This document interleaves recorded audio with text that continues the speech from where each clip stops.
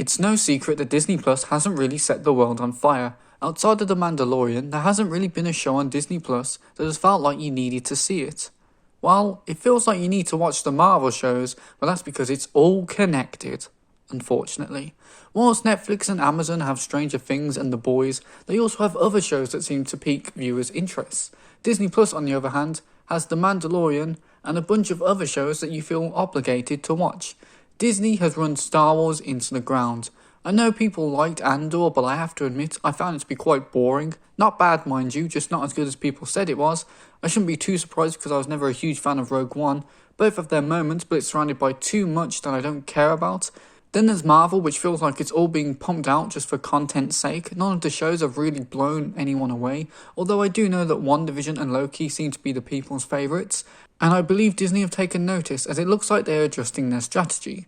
Andor was longer, that Daredevil show, which better be good, is going to be longer, and there seems to be a focus on releasing more specials.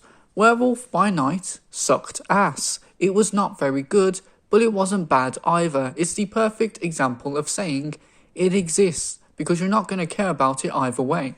I don't know if the characters are going to have any relevance to the MCU going forward, and frankly, I don't care.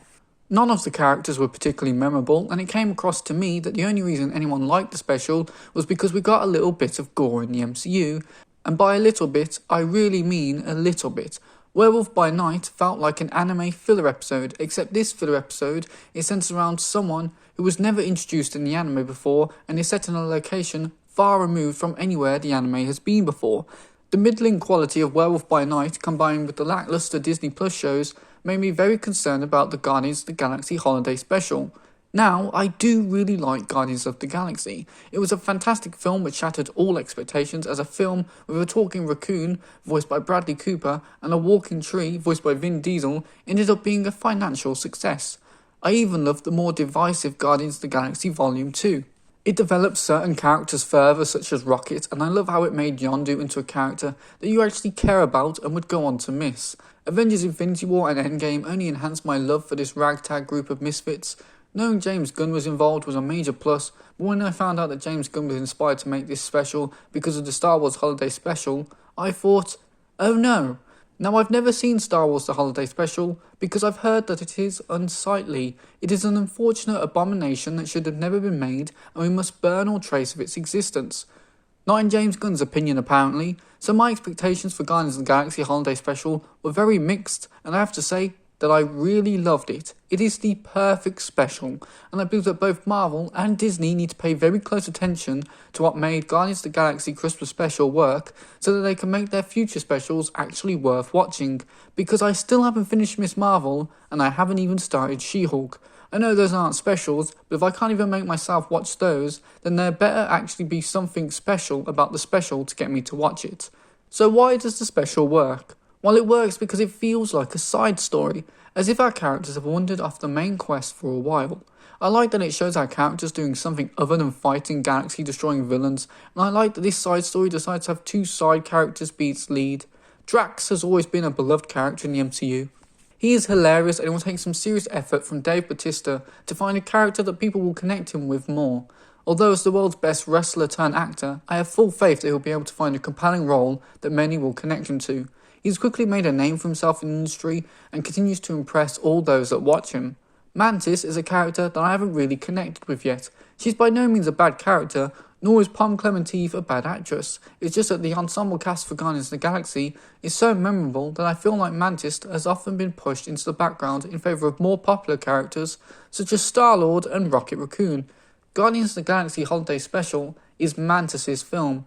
She is the star of the show, and I like that she was finally given the opportunity to shine here. Her character comes across very much like a little sister to Drax, which is ironic given the special's revelations, as the two constantly argue with one another over things that are in no way important. I like how it feels like Mantis' character has developed since spending time with the Guardians, as she no longer comes across as the meek servant girl that did as ego commanded in Volume 2. She stands up for herself and makes her own decisions, and I like how it's clear in this special that Mantis' character has developed for the better. Kevin Bacon, star of those EE adverts in the UK, is here too, and he delivers a good performance as himself. It's a bit of a shame that he won't be able to play another Marvel character outside of the villain in X-Men First Class, but at least he got to show up more than David Hasselhoff did. This special works because it justifies its own existence. It also has revelations that will be carried over into the third film, and also sets up things for the third as well. I'm also grateful for this little side quest as it gives me a little bit more time with the Guardians before they leave me forever in Guardians of the Galaxy Volume 3. I'm also glad that Drax was one of the main focuses of the special, as there is no way he survives Volume 3. I fully expect Drax to die about halfway through the next film, or just before the third act, because Dave Bautista has mentioned repeatedly that he wants to hang up the grey prosthetics and red tattoos so he can focus on much more serious roles.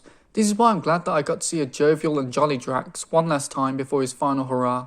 I'm very excited about Guardians of the Galaxy Volume 3 as it will hopefully feel like the end of an era, just like Avengers Endgame did. People are really hyping this one up, and out of every film on the MCU slate that I skimmed over, this was the one that I was most excited for.